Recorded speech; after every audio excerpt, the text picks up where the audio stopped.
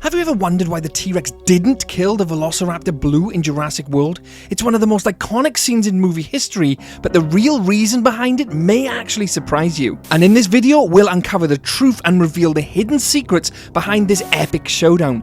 Get ready to be amazed. Some people have speculated that the Velociraptor and the T-Rex were just simply too injured to fight, but the real reason behind the T-Rex behavior is much more interesting than that. Jurassic World is one of the most iconic movies of all time, and it's filled with unforgettable moments that capture the imagination of audiences for decades. But there's one scene in particular that stands out above the rest. I'm talking, of course, about the epic showdown between the T-Rex, Velociraptor Blue, and the indominus Rex. It's a scene that has been analysed and dissected countless times, but there's still one question that remains unanswered. Why didn't the T-Rex kill the Velociraptor? Now, to understand what really happened in that scene, we need to go back to the beginning of the movie. Or in this case, the beginning of the franchise. Remember when Dr. Grant and Dr. Sattler were touring the park with John Hammond? Well, during the tour, John Hammond explained that all the dinosaurs in Jurassic Park were female, and that they had been genetically engineered to be unable to reproduce. This was done to prevent the dinosaurs from breeding and overrunning the island. Now, as we all know, there was one problem with this plan. The scientists who created the dinosaurs didn't anticipate that some of them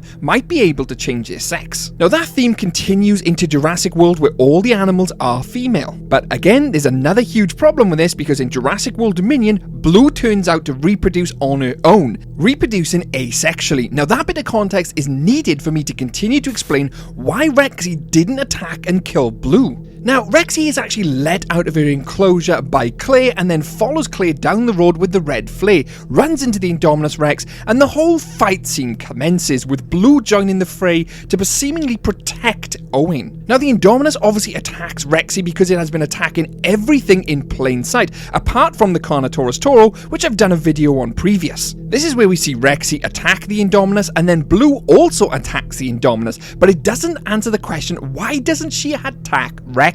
So let me continue to explain. Now, one possible theory is the fact that the Tyrannosaurus and the Velociraptor Blue identify the Indominus Rex as being a foreign object, an alien species, invading, destroying its natural habitat, which would pose a threat to obviously all the animals which live in that vicinity, the Velociraptor Blue and the Tyrannosaurus Rex, Rexy. Now, their natural instincts would be to eradicate this foreign body, this interloper, intruder, which was causing destruction to their habitat.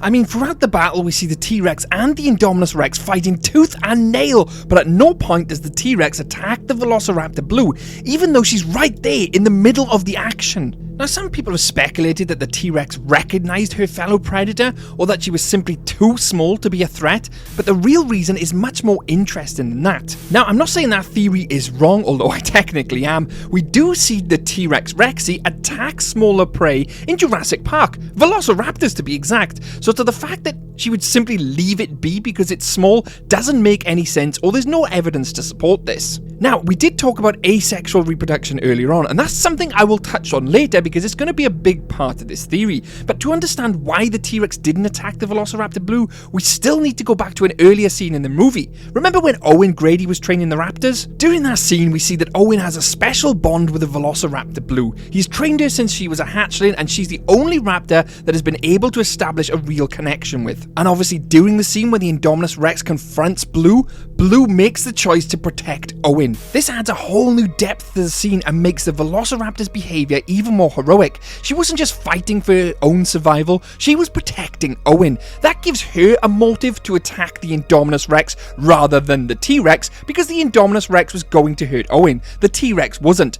That establishes the motive for Blue right there, but it doesn't establish the motive for the T-Rex not attacking Blue. We understand why Blue wouldn't attack the T-Rex, because the T-Rex didn't attack Owen, but why wouldn't the T-Rex attack Blue? Now, as we briefly mentioned earlier, the T-Rex and the Velociraptor Blue would definitely be fatigued after their fight, which would contribute into them not attacking each other and going their separate ways. But again, there's a lot more to this scene than meets the eye. Now, I want to say this quickly to get it out of the way, just so we've touched this theory. So when the T-Rex and the Indominus Rex were fighting, the T-Rex could have potentially have recognized the Velociraptor Blue and the fact that it was under Owen's protection, or vice versa, and she knew that attacking Blue would then mean attacking Owen, and that she wasn't potentially willing to do that. Now, I don't believe that to be the case at all, because if the T-Rex wanted to attack Blue, I don't think Owen would sway her motive either way. If she wanted to attack Blue, she'd simply do it whether Owen was there or not, and she would deal with him afterwards. So I don't think Owen was a factor in stopping the T-Rex from attacking Blue.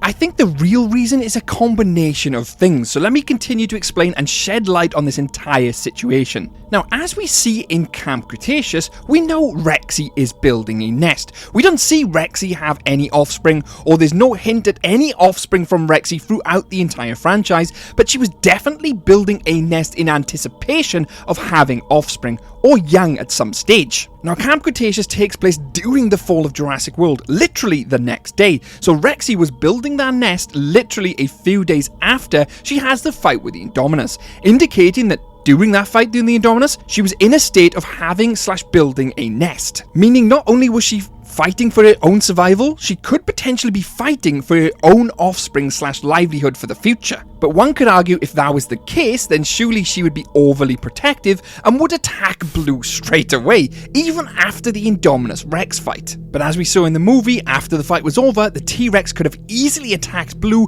who was still standing right next to her. So why didn't she? I do believe the answer lies within Owen Grady. In fact, it's Owen's training that allows the T-Rex and Blue to work together in the first place. Especially with Blue being a pack hunter, I believe with Owen's training, she knew how to cooperate with other dinosaurs and was able to cooperate with Rexy. So even though the T-Rex is a fierce predator, she also recognized the fact that Blue was cooperating with her. And again, at the same time, Owen was cooperating with them both, and she recognized that fact, hence why she never attacked the Velociraptor and then never attacked Owen. We obviously know it's canon that Blue recognizes that fact because she's under Owen's protection/care. The Velociraptor is smart enough to know that, and I also believe the T-Rex would recognize that fact too. This moment is a testament to the power of trust and cooperation between different species, T-Rex and the Velociraptor. They were able to put aside their differences and work together to defeat the common enemy, and in the end, they both walked away. They both recognized that there was a common enemy there, an alien species, something that if left unchecked would wipe out the entire ecosystem, the hierarchy, everything they had built and lived for.